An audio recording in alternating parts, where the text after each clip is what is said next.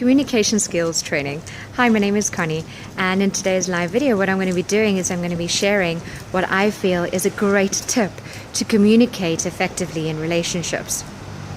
People often ask me, how do I communicate with my partner? And this can be personal relationships, work relationships, family, whatever the case may be. How do I communicate with my partner so that I'm building them up rather than breaking them down? How do I communicate so that I'm building myself up, honoring myself, and not honoring myself? I've developed a model called the authentic communication model, and what it talks about is how, if I use my hands here to try and demonstrate. So basically what it talks about is how in every relationship there are two separate entities. Okay, so let's say here's you and here's the other person. And what often happens in relationships when we're communicating is we're talking about how we feel, but then we expect the person to jump into our world. And when the person is talking, we often see ourselves in their world. And what we do is we misunderstand a lot of what other person is saying because we're seeing it from our own perspective rather than from their perspective. So let me take a step back. What do I mean? When you are authentically communicating with someone, what you're doing is you're communicating from a space of your authenticity, which I believe comes from your soul. When we communicate, 90% of the time, we are communicating from our mind and from our ego. Now remember, the mind is actually just conditioned views that we have created from society. That's not the truth of who we are. So often what we're doing, and of course the thoughts that we have, the conditioned views, are all based on judgments. Most of the conditioned thoughts that we have are thoughts like, I need to be more of this, or I need to be better at this, or, you need to do more of this, or you need to do more of that. And basically what that's saying is that who we are is not good enough. So when we're communicating, what we're doing is we're seeing the other person from the space of the ego, which is that they're not good enough and they're not fulfilling or being who you want them to be. So when we're communicating, what we're doing... There's someone that just walked past as I was doing this live video. Anyway, so when we're communicating from that space of I'm not good enough and you're not good enough. But when we communicate from the space of the soul, we know that the only thing that's real and the only thing that matters is the soul and love. And when we're communicating from the space of I am good enough, then what we're doing is we're creating a very different space.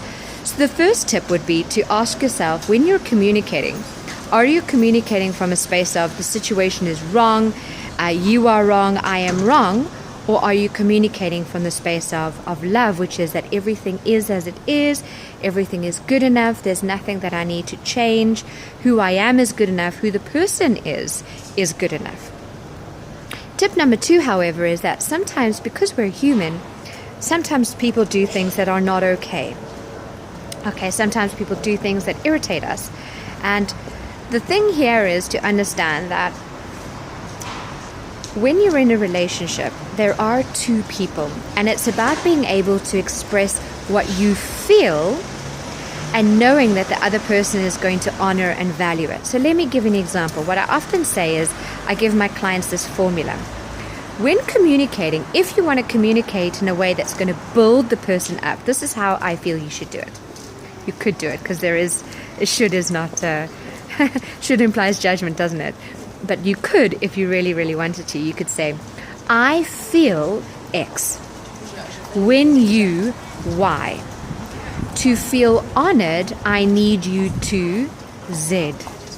I feel X when you do Y, and to feel honored, I need Z. And what you do is you express that and you allow the person to hear it from a space of their soul, which is that everything is love, is good enough. They don't want to change anything. They shouldn't, they're not judging you. They're just providing you with that space to be who you are.